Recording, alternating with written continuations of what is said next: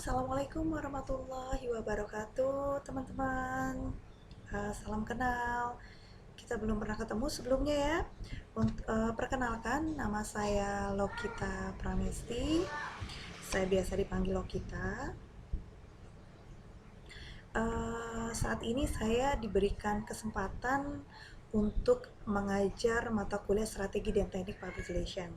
Yang saat ini saya juga diberi kesempatan mengajar di kampus Cikarang nih. Soalnya baru pertama kali ini saya mengajar di kampus Cikarang. Dan sebelumnya saya sudah masuk kelas di kelas reguler atau pagi. Kita sudah pernah ketemu.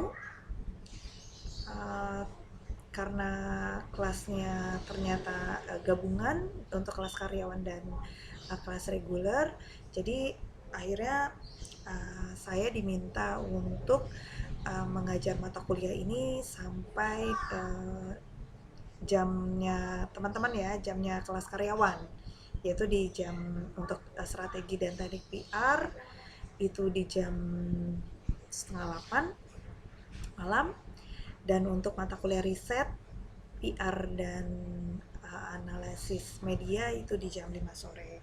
Oke, karena kita belum kenalan, mungkin nanti secara tatap muka kita akan bisa langsung tanya jawab ya. Untuk saat ini saya hanya ingin menjelaskan dulu tentang mata kuliah strategi dan teknik PR. Oke teman-teman, di pertemuan 3 dan 4 kemarin karena tanggal merah, jadi kita baru bertemu satu kali, bertemu secara online, secara virtual di pertemuan pertama, dan saya meminta langsung teman-teman dikasih tugas ya oleh saya kasih materi, kemudian teman-teman mengerjakan. Terima kasih untuk jawaban yang sudah diberikan teman-teman kepada saya, nilai yang sudah tugas yang sudah teman kasih juga saya sudah upload nilai teman-teman dan bisa teman-teman cek di SSO masing-masing ya.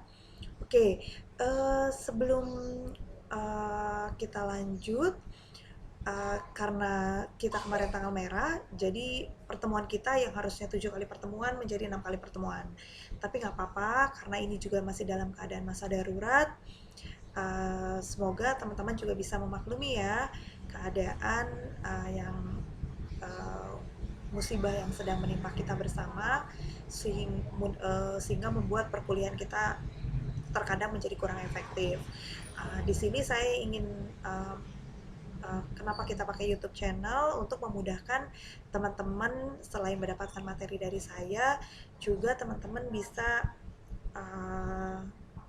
mendapatkan sedikit penjelasan, walaupun lebih enak tatap muka, tapi dengan keadaan yang darurat ini sudah kita syukuri dulu untuk pertemuan secara virtual ya, secara online, walaupun kita tidak live gitu. Nanti untuk pertanyaannya kita bisa bahas di grup. Jika ada teman-teman yang mau bertanya, saya persilahkan, dan saya baik itu japri maupun secara di grup WhatsApp, teman-teman boleh ya untuk bertanya tentang seputar dari mata kuliah strategi dan teknik PR ini. Oke teman-teman, kita akan memulai untuk mata kuliah ini. Oke, bahwa untuk pengertian dari strategi dan teknik ini aja teman-teman pasti sudah bisa tahu bahwa strategi dan teknik ini bagaimana seorang PR atau seorang humas public relation membuat satu perencanaan, membuat satu rencana bagaimana seorang PR itu bisa merealisasikan segala bentuk program-program yang dimiliki oleh sebuah perusahaan atau perusahaan di mana teman-teman nanti bekerja sebagai PR, harus memiliki strategi dan teknik yang baik. Sekarang saya ingin menjelaskan dulu sebenarnya pengertian strategi itu apa sih. Nah, ini yang sudah pernah teman-teman baca materi, mungkin ada yang baca ada yang enggak ya, mudah-mudahan semua baca ya. Pengertian strategi itu apa? Nah, di sini tuh pengertian strategi dan teknik ini adalah bagaimana seorang PR atau seorang humas melakukan merencanakan tentang berbagai macam kegiatan yang kemudian didesain untuk tujuan dari perusahaan yang diinginkan oleh perusahaan. Di sini strategi di sini juga ada dua bagian nih, ada strategi pembelajaran atau strategi pengajaran. Perbedaan dari salah satunya adalah kalau untuk strategi pembelajaran yaitu contohnya seperti guru dan siswa. Itu sistem pembelajaran ya teman-teman ya. Jadi tidak ada feedback, kemudian hanya guru memberikan materi, kemudian siswa menerima materi yang diberikan oleh guru. Tetapi strategi pengajaran itu berbeda dengan strategi pembelajaran. Jadi itu yang membedakan. Kalau strategi pengajaran itu adalah bagaimana seorang PR atau seorang humas memiliki taktik atau rencana atau strategi untuk membuat perencanaan menjadi efektif dan efisien. Itu yang membedakan dari strategi pembelajaran dan pengajaran. Yang pasti dari kedua penjelasan di atas, strategi pengajaran itu menjadi jauh lebih baik dan efektif dibanding hanya pembelajaran saja. Gitu. Oke ya, untuk secara pengertian strategi saya sudah menjelaskan seperti itu. Nah, saya tidak menjelaskan satu persatu untuk di slide karena teman-teman bisa baca sendiri bahwa di dalam strategi itu kita ada step-step yang harus dilakukan teman-teman. Step-step yang harus dilakukan untuk melakukan suatu program atau suatu kegiatan atau suatu perencanaan yang dimiliki oleh seorang PR di dalam suatu perusahaan atau dalam suatu organisasi, ada step-step yang harus dilakukan. Nah, di sini bagaimana kita bisa melihat model, kemudian pendekatan, strategi, metode, dan teknik atau taktik. Oke, kita lanjutkan ke penjelasan dari materi di bagan ini seperti ini. Bagan yang bisa teman-teman lihat ya. Oke, model, pendekatan, strategi, metode yang kemudian berakhir di teknik atau taktik. Model itu adalah model pembelajaran tergambar dari awal sampai akhir yang disajikan secara khas oleh guru di dalam kelas. Model ini adalah yang sudah dilakukan oleh saya, yaitu membuat PPT.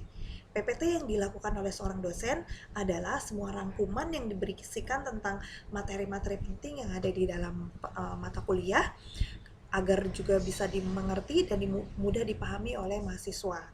Nah, model ini yang akan tergambar oleh teman-teman dari PPT dari awal, pembelajaran materi dari awal hingga sampai dengan akhir dari pembelajaran. Nah, kalau dari pendekatan di sini untuk proses dari sebuah strategi di dalam humas, pendekatan di sini adalah sebagai titik tolak atau sudut pandang kita terhadap proses pembelajaran. Oke ya, di sini pendekatan yang berpusat pada guru menurunkan strategi pembelajaran secara langsung atau direct instruction, pembelajaran deduktif atau pembelajaran expository. Oke, pendekatan di sini juga bisa dalam bentuk seperti dosen menjelaskan bagaimana pembelajaran tersebut mudah untuk dipahami oleh mahasiswanya, guru terhadap siswanya, gitu ya. Berkaitan dengan strategi yang lanjutnya melakukan strategi, di sini sudah merencanakan perencanaan yang matang. Nah, kalau dilihat dari kita secara